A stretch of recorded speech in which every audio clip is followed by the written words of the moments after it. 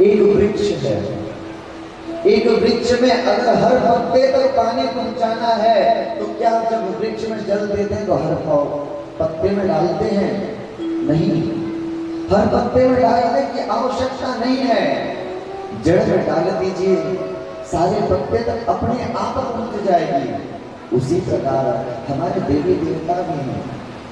आप अपने इष्ट को एक मान कर लीजिए, एक को इष्ट मानकर जड़ मान लीजिए, उसी जड़ को आप निरंतर ध्यान कीजिए, उसी से आपकी मुक्ति हो जाएगी। ये मेरा विश्वास है। एक और उदाहरण, लोग बोलते हैं कि राम अलग है, कृष्ण जी अलग हैं। नहीं प्यारे, राम कृष्ण अलग नहीं है, बस अवतार हुआ है, भगवान तो वही है। एक स्वर्ण है, एक स्वर्ण को मैंने अपने उंगली में पहन लिया, इसका आकार उंगली का दिए, अंगूठी का दिए तो ये इसका नाम हो गया अंगूठी। कानों में पहन लिए तो इसका नाम हो गया कुंडल। कोई हाथों में पहन लिए तो नाम हो गया उसका कंगन। इसका अर्थ क्या यह स्वर्ण बदल रहा है? स्वर्ण का आकार बदल रहा है, स्वर्ण का आकार बदल रहा है तो स्वर्ण का नाम बदल रहा है। क्या मैं इस अंगूठी को अगर पुनः किसी और आकार में रखूं तो इसका नाम फिर बदल जाएगा? इसका अर्थ ये स्वर्ण नहीं बदल रहा है। जिस प्रकार ये स्वर्ण तो एक है, इसके जब इसका आकार बदला गया ना, जब आकार बदला गया तो इसके नाम बदल दिया गया। ठीक इसी प्रकार भगवान की जब जब हमें आवश्यकता पड़ा है, जब जब इस भूधरा में हमें कष्ट आया है, दैत्यों द्वारा सताया गया है, तब तब भगवान इस भूधरा में आकर के हमारी रक्षा किए हैं। प्यारे, इस भूधरा में रक्षा की है। आपको संकोच करना नहीं है कि किसको भजें, आपको बस मन में यह ठान लेना कि हमारे सामने चार हाथ के विष्णु भगवान आए तो भी हमारे हैं, चतुर्हस्तधारी विष्णु भगवान आए तो भी हमारे हैं, दो हाथ के रामकृष्ण आए तो भी हमारे हैं, चाहे आधे हाथ के जगन्नाथ भगवान आए तो भी हमारे हैं, और बिना हाथ के सालिग्राम भगवान आए तो भी हमारे हैं। प्यारे, बिना सालिग्राम के आए तो भी हमारे भगवान।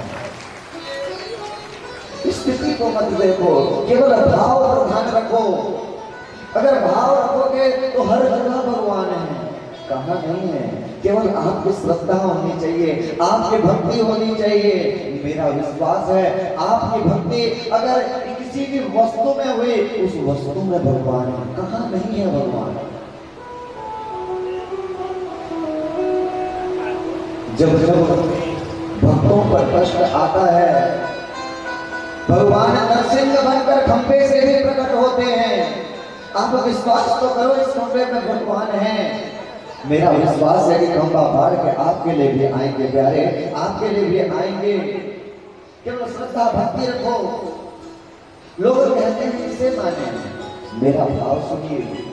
रामकृष्ण सब अलग हैं। जिसने जितना जाना है उसने भगवान को उतना माना है। एक छोटा सा उदाहरण से समझिए। एक विद्यालय था, एक नेत्रहीन बच्चों का विद्यालय था। वहां नेत्रहीन छोटे छोटे बच्चे रहते थे। उस नगर में, उस विद्यालय के सामने एक हाथी आया। बच्चे बोलने लगे, गुरुजी हमें हाथी का दर्शन करा दीजिए, हम हाथी को देखना चाहते हैं।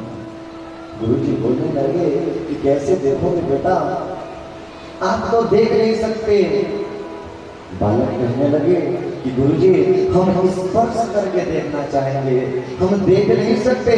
ठीक है, हम स्पर्श करके अनुभूति तो कर सकते हैं कि कैसा होता है हाथी। गुरुजी ने कहा ठीक है, मैं अभी बुलवाता हूँ। हाथी को लाया गया विद्यालय में लाए, सारे बच्चे गए।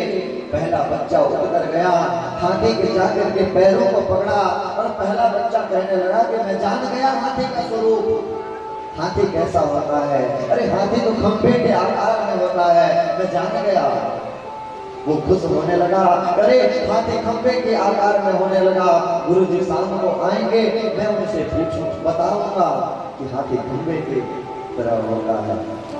दूसरा बच्चा आया, दूसरा बच्चा आकर के हाथी के पूंछ को पकड़ा, तो दूसरा विद्यार्थी वो सोचने लगा, अरे हाथी तो झाड़ू के आकार में होता है, हाथी झाड़ू की तरह होता है। मैं जान गया। वो भी मन में प्रसन्न होने लगा कि मैंने आज हाथी को जान लिया कि ये झाड़ू जैसा होता है। वो भी आकर बैठ गया। तीसरा बच्चा गया, जाकर के हाथी के कानों को स्पर्श किया। जैसे ही कानों को स्पर्श किया, वो सोचने लगा, अरे हाथी को मैं जान गया।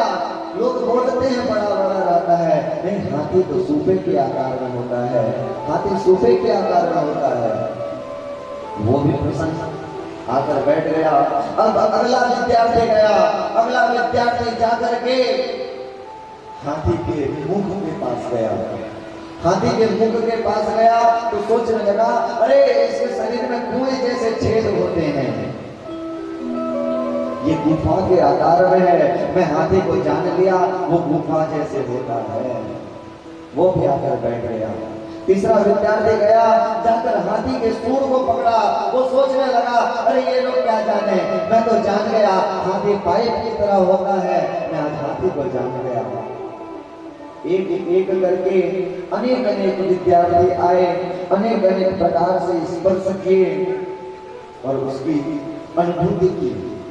अब आकर सारे बैठे हुए हैं, सारे बैठ करके उस हाथी के आकार को स्पर्श करके चिंतन कर रहे हैं कि मैं हाथी को जान गया, हाथी कैसा होता है। शाम को गुरु जी आए। गुरु जी पूछे कि बच्चों बताइए, आपने हाथी आज स्पर्श करके अनुभूति किया, कैसा होता है हाथी। पहला बच्चा खुशी से उठ करके बोला, गुरु जी मैं जान चुका हूँ। हमारे साथ भी तो होता है ना, जब विद्यालय में पढ़ते थे, जब कोई हमारे शिक्षक पूछ लेते, अगर हमें पता होता हम पहले खड़े हो जाते। गुरु जी हमसे पूछिए, हमें आती है, मैं याद क्या हूँ, मुझे आता है। ऐसे पहला विद्यार्थी खड़े हुआ, गुरु जी मैंने हाथी को जान लिया, मैं स्पर्श करके जाना, बताओ कैसे रहता है हाथी। कहने लगा, गुरुजी हाथी को मैंने अपने हाथों से स्पर्श किया है, हाथी खंबे के आकार में होता है। जैसे ही पहला बालक खंबे के आकार में बोला, दूसरा विद्यार्थी खड़े हो गया।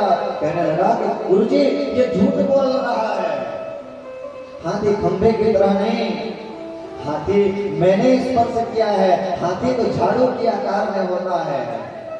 दूसरा बोला, तीसरा खड़ा हो गया, बोलने लगा, गुरुजी ये सब झूठ बोल रहे हैं, इन्हें नहीं पता हाथी तो सूपे के आकार में होता है। तीसरा खड़ा होकर एक दूसरे को गलत ठहराने में लगे हैं कि ये झूठ बोल रहा है, ये झूठ बोल रहा है। कोई सूपा आकार बता रहा है, कोई गुफे के आकार बता रहा है, कोई खंबे के आकार, तो कोई पाइप का आकार बता रहा है। अब आप बताइए हाथी का वास्तविक रूप कैसा है? क्या किसी विद्यार्थी ने गलत कहा है? नहीं, जिसने जहां स्पर्श किया है उस अंग को अनुभूति किया है। एक व्यक्ति जब प्रत्यक्ष रूप से हाथों से स्पर्श किया तो उसे खंभे जैसे लगा। क्यों? हाथी का पैर रहता ही तो है, वो सही तो बोल रहा है। इसका अर्थ यह है, गुरु जी समझ गए कि कोई झूठ नहीं बोल रहा है, सब सही बोल रहे हैं। जिसने हाथी को जितना जाना है, जिसने जितना स्पर्श किया उसने उतना जाना। ठीक उसी प्रकार आज भी सनातन धर्म में हम एक दूसरे को गलत ठहराने में लगे हैं। एक दूसरे को बस गलत ठहरा रहे हैं कि मैं राम का उपासक, मैं कह रहा हूँ राम बड़े हैं, कृष्ण तो क्या कृष्ण छोटे हैं? नहीं, मैं कह दिया कृष्ण बड़े हैं, इसका अर्थ क्या राम छोटे हैं? नहीं प्यारे, राम कृष्ण तो एक है, अंतर नहीं निमेष, इनमें अंतर मत करना प्यारे। राम वही है, कृष्ण वही है। जैसे जैसे आवश्यकता पड़ा हमारे लिए